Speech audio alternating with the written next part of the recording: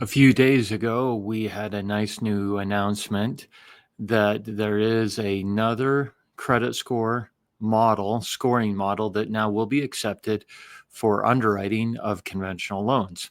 I want to tell you about it. I want to tell you how it can benefit you and when it makes sense to use the new model versus the old model. My name's Miles Pitcher. I own Superior Lending. I'm a loan officer. I've been in the business for almost 25 years. Let's jump into this. So here's the tweet that came out from Pulte, who is the director of FHFA, or Freddie Mac Fannie Mae. Effective today, to increase competition to the credit score ecosystem and consistent with President Trump's landslide mandate to lower costs, Freddie and Fannie will allow lenders to use Vantage 4.0 score with no current requirement to build new infrastructure. So it stays with the tri-merge. So a couple of things here is, number one, credit score costs through FICO have just skyrocketed. We used to be about $30 for tri-merge 3 bureau credit pulls. That is now pushing like $185 now. So the costs have jumped up. The other thing that's interesting about FICO scores is that, number one, in order for you to get a FICO score, you have to have debt, whether that's a credit card, student loan, car payment, something like that. And then it takes at least 6 months of having that debt and making payments on it for it to give you a credit score. So there is a pretty big lag in getting a credit score. The new model called VantageScore will allow for the utilization of such things as rent payments, utility payments, cell phone bills, etc., to be used to evaluate the creditworthiness of a borrower. Basically, it's another way of saying, do you make your payments on time?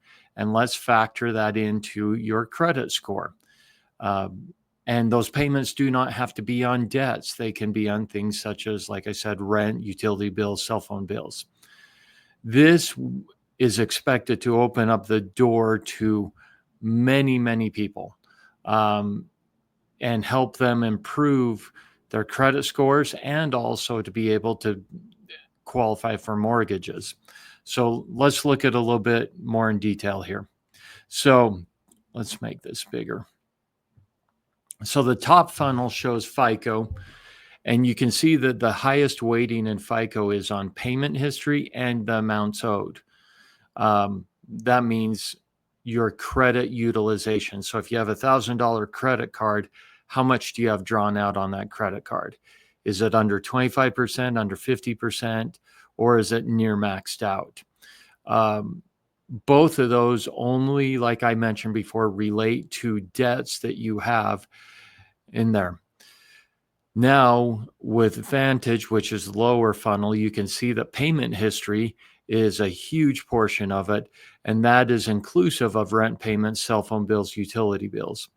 The age and type of credit, utilization are still there, but you can see how the composition is different and could benefit somebody who's a renter, first-time home buyer, somebody who doesn't have a credit score quite yet in there. Here's a little bit comparison of where the credit scores lie. Under the FICO, generally for mortgages, if somebody is 580 or higher, we consider them fair credit and we can get loans done for them.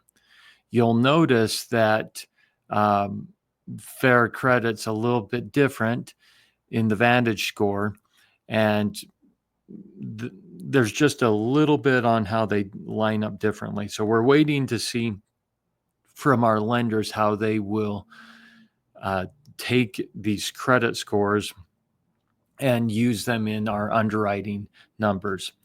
Here's another way of looking at that same kind of thing, where fair and poor line up against FICO versus Vantage score.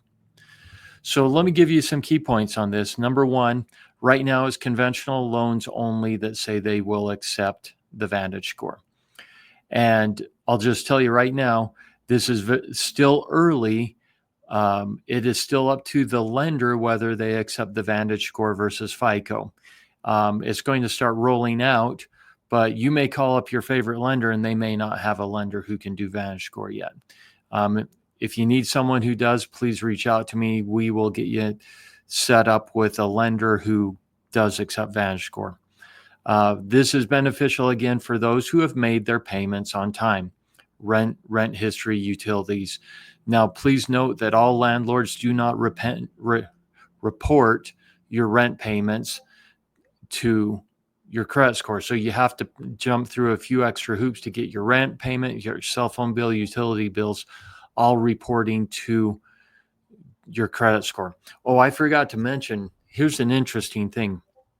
The three bureaus that make up that we pull for our FICO scores, TransUnion, Experian, and Equifax, happen to be all the investors and owners of the new VantageScore. So it's interesting that they have done that. The cost of VantageScore right now is quite a bit less than pulling a tri-merged FICO score, but they could raise that up in the future. Who knows? We'll see. Again, back to key points here. This is beneficial for borrowers that don't have credit scores. They're credit invisible. It will and help these clients get a credit score as quick as 1 month versus on the old FICO model, it would take at least 6 months to get a credit score. If you have any questions, here's how you can reach out to my team, but this is exciting changes coming to the credit qualifying. Hope you have a great day. Thanks for watching the video.